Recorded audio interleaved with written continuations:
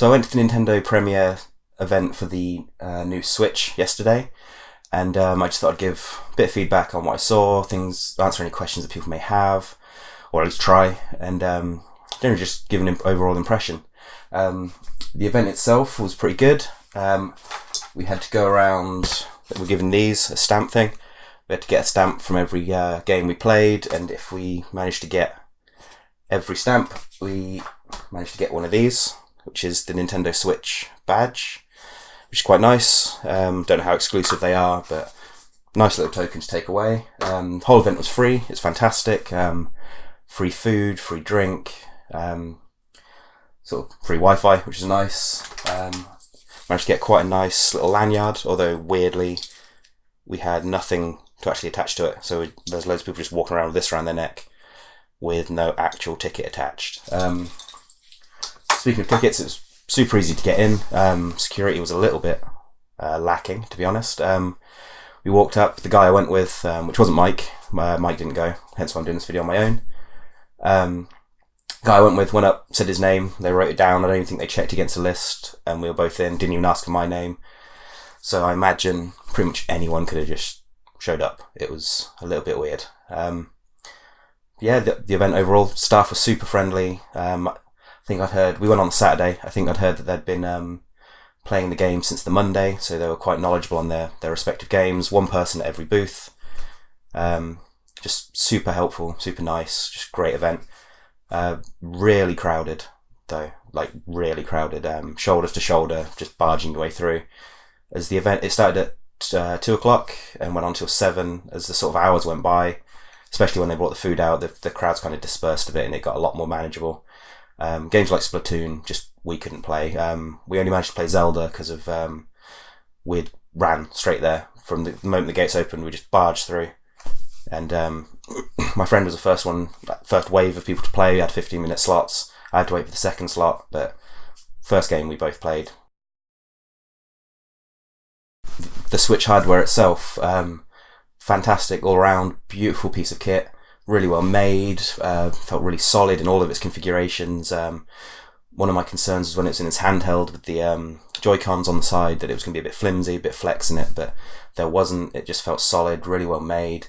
There's no analog triggers on it from what I could tell. There was definitely no sort of movement in them to suggest analog. If it is analog, it'd be the same as the PlayStation and the Xbox face buttons, where the harder you press, the sort of more feedback you get, but that's not guaranteed. It definitely wasn't your usual analog triggers. The little handheld screen, fantastic, really nice, really sort of crisp, beautiful colours on it. General comfort, very good. The little Joy-Cons, when being used on their side, a lot of people are worried that they're going to be tiny and really difficult to use. I found them quite comfortable, at least for a short multiplayer session. They'll be fine. Maybe long periods of time you might get a bit uncomfortable, but they're not designed to be used all the time. We tried the HD rumble feature in a little game where you had to hold it as if it was a box and you had to tilt it to see how many marbles were in it. It felt like there were marbles in the control pad. It was weird. I don't know how they do it. I'm not sure how they're going to implement it into games, but as a piece of tech, brilliant. Just unreal. Never seen anything like it. On the big screen, the graphics held up well. Resolution was fine. 1080p, I think. I'm not sure. Certainly felt like it. And overall, hardware, really good. Can't fault it. Beautiful. Nice to hold. Sort of nice weight to it, but not too heavy. I wasn't a big fan of using it as the tabletop mode. Having a little screen on the table in front of you just felt weird.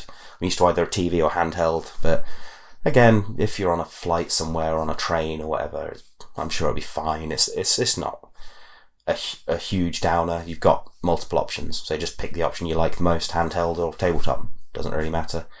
Might be good for multiplayer sessions in places where you haven't got a TV. Again, I'd have no trouble using it then, but it's not my preferred control method. Speaking of control methods, the Pro controller, very good, standard controller. The buttons have that sort of almost 3DS-like clickiness to them, which I quite like. They feel very solid. There's no like rattle in them.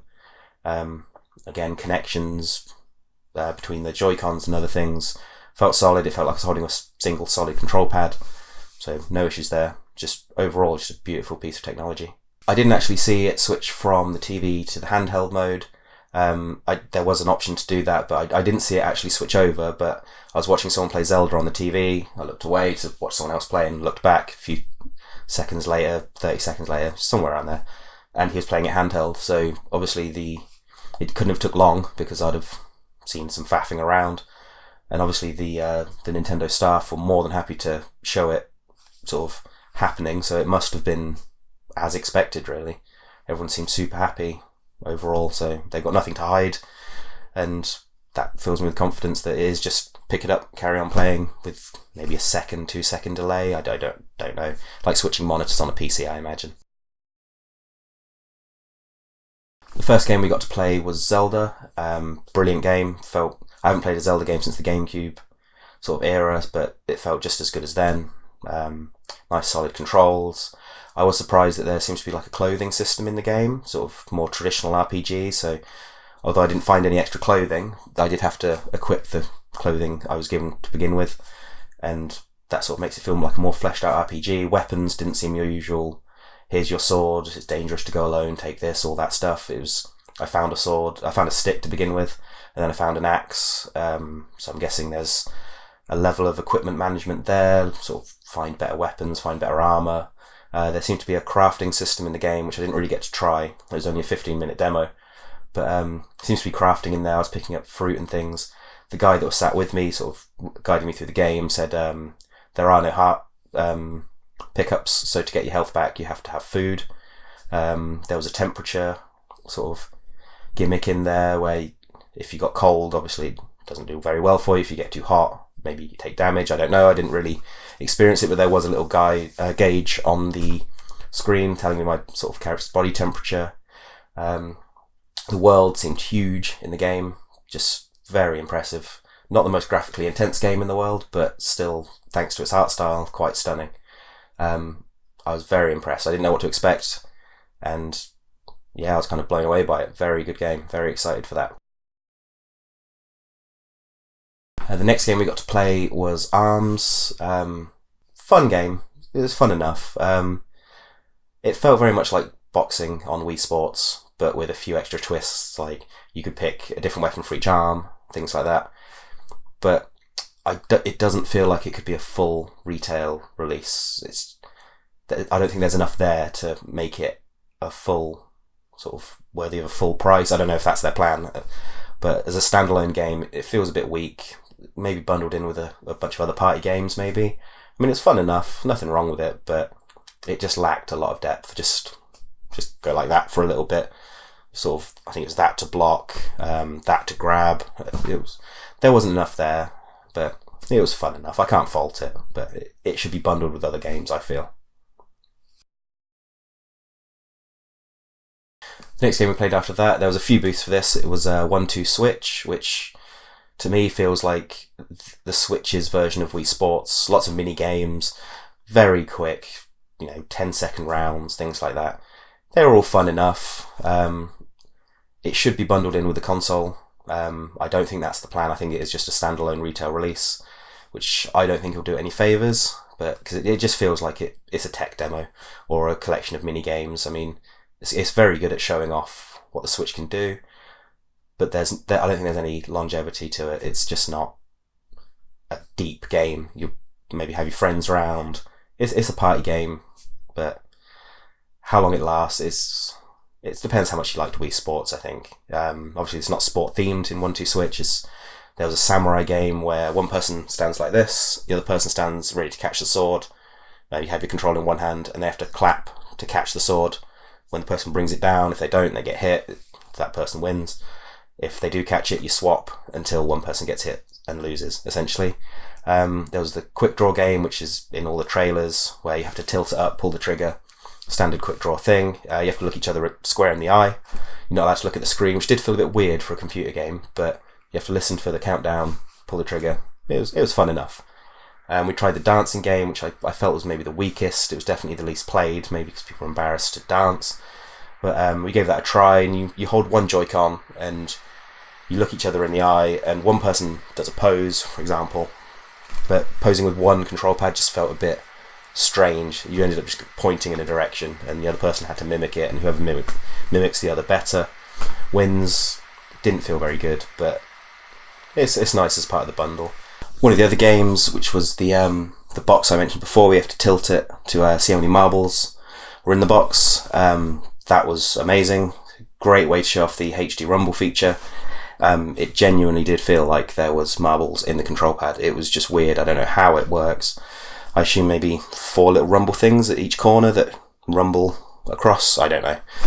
Like a sort of a stereo way of doing it. I'm not sure, but it felt like witchcraft. It was amazing. Again, not sure how that can be implemented into games, into a proper sort of full game. I'm not sure. But overall, the 1-2 Switch game, very good way of showing off the hardware. Didn't really feel like a full retail release, to be honest. Should be bundled in with the software. From what I've heard, Nintendo aren't planning to do that. Apparently it's going to be a standalone game that you have to buy separately. I think that's a bit of a mistake, because it's not worth a full price, which is a shame, because people are going to miss out on it, and it's a great way to show off your Switch to your friends. If your friends come around, it's a great party game. But for me personally, it's not worth a full price. The next game I played was Sonic Mania. There was a huge queue for this. I queued must have been for half hour, 45 minutes, which was the longest I queued for any game. Zelda probably would have been a longer queue, but we got there first, and we got very lucky with that. Sonic Mania is a choice between a remixed Green Hill stage and Studiopolis. The guy in front of me in the queue plays Studiopolis, and he took forever. The stage layout didn't look great to me, or he may just have been crap at the game. I don't know. I was trying to figure it out, and people behind me were complaining about the queue for so long. So when I got to play, I tried the remixed Green Hill from Sonic 1, and yeah, really good. Sonic felt amazing, felt like the proper old 2D games. The remixes were sort of subtle, but it was definitely noticeable, because I'm quite familiar with Green Hill anyway, and I recognised a lot of the sections. It felt natural, but then it changed ever so slightly, and it wasn't a sort of drastic change where I thought, oh, hang on, what's going on? It felt natural. They've done a really good job of that. And again, Sonic felt great. The end boss was a nice little reimagining of the first boss from Sonic 1. Rather than having one pendulum and you always hit the top, it had 2 pendulums, and you could only hit one at a time. One flashed red, which damaged you, and the other one was the one you could damage him. It was just a nice little remix. Looked amazing. I played it on tabletop mode, so I didn't get to see it on a big screen, but on tabletop mode, it looked great. Controls felt nice and tight. It was just a good little game. Other than Zelda, I'll say that's probably my favourite game there. And judging by the queues, Splatoon and Mario Kart was obviously busy, but Sonic Mania was the biggest of the non-Nintendo games, and so it must have done quite well. We did get to play Mario Kart 8. Luckily, the queues died down. It just felt like Mario Kart 8.